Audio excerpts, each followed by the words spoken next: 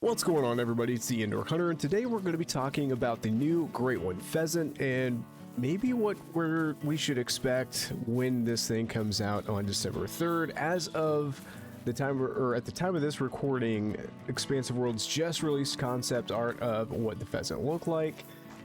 As far as I know, again, at the time of this, I haven't seen any sort of in-game footage of what they look like, but let's get a quick look at those, talk about them, and then let's kind of talk about some potential strategies when these guys actually come out. And here these guys are. Final in-game models might differ, it says there at the bottom, and so I'm just really curious about what these guys are actually going to look like in-game, because again, at the time of this recording, haven't seen it yet, so we have no clue outside of speculation, but these all look really cool. And I'm glad there's some variety here. That's where kind of very quick divergent, red deer, we need more variety, red deer. Anyway, I digress. The citrine might be my favorite. Reminds me of like a phoenix. Dude looks like he's just on fire. The sapphire looks cool. I like that blue. The ruby is amazing. Stoic looking obsidian. Garnet's nice. Morganite, you look a little too similar to a molting one. I'm not gonna lie, friend. I don't know if I like you. We'll have to see you in game. Pearl, you're kind of almost in the same boat. Emerald is kind of tight. I like that green. It's pretty good. But again, I'm really curious to see what these look like in game and the plumage and all that stuff. But ironically enough, the Dark Souls of Diamonds happens to be the ringneck pheasant as well, and there's a lot of contributing factors as to why this thing is such a difficult animal to hunt in this game. Speaking of the devils, 90 to 130 meters. So we're gonna try to get over here and find him. Hopefully he's in the open here. This is best case scenario for pheasant, trying to get them out in the open. We're gonna give a whistle here. Try to get them to flush out.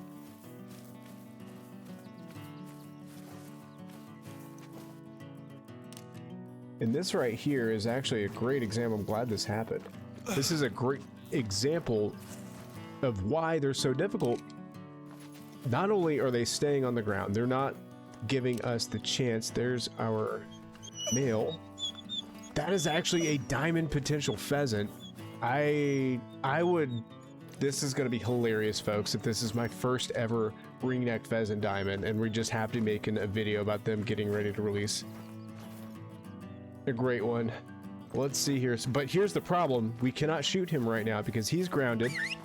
We will not get the trophy score if he just sits there. Now, the addition of the German short-haired pointer is going to help with this, but these guys are notorious for this. We want to make sure he's good and in flight, otherwise it won't count. There he is, he's down.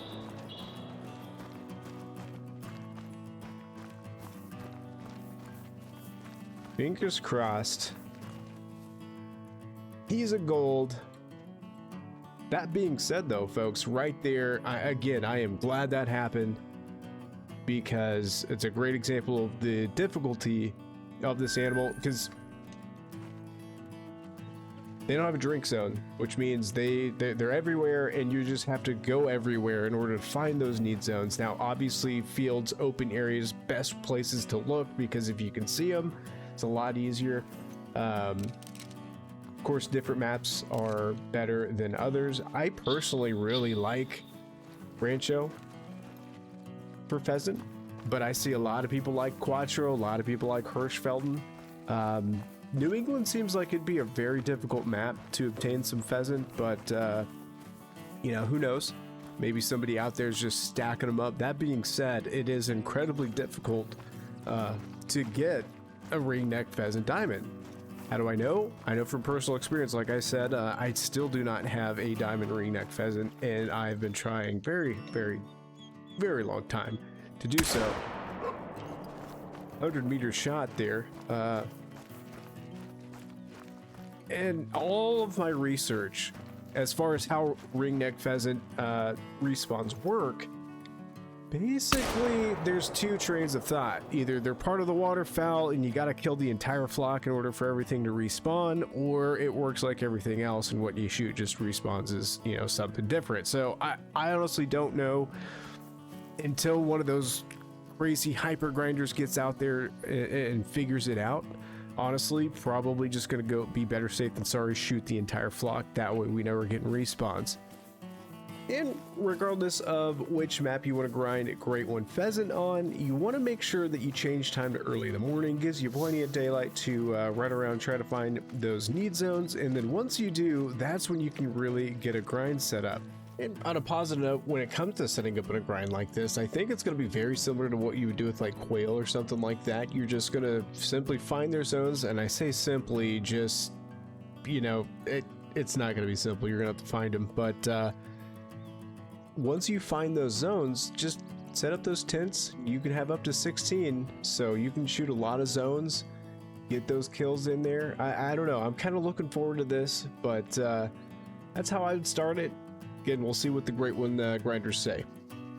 I think the hardest part about this grind is going to be the fact that because the hunting pressure is going to get pretty crazy, and I don't think you can avoid that, because unlike every other animal in the game, this one has to be in the air flying away from you in order to get the full score. So it's going to be a lot harder to actually pursue this guy by any sort of traditional grinding standards. That said, I do think, like, I have set up grinds in the past on things like bobwhite quail, and using that strategy I think is going to carry over. So basically you find your zones, set up your tent, and go to town and rinse and repeat. I honestly think it's going to be a little bit easier than they say. I don't know, we'll see if they've changed, you know, maybe their spawn dynamics. I have no idea what to expect, but it is going to be difficult. I think the hardest part is what we're doing right now, and that is, of course, trying to find those need zones. That said, I am a little hesitant to recommend anybody at the time of this recording to look for need zones, because traditionally, with the addition of a Great One, that species gets a reset, meaning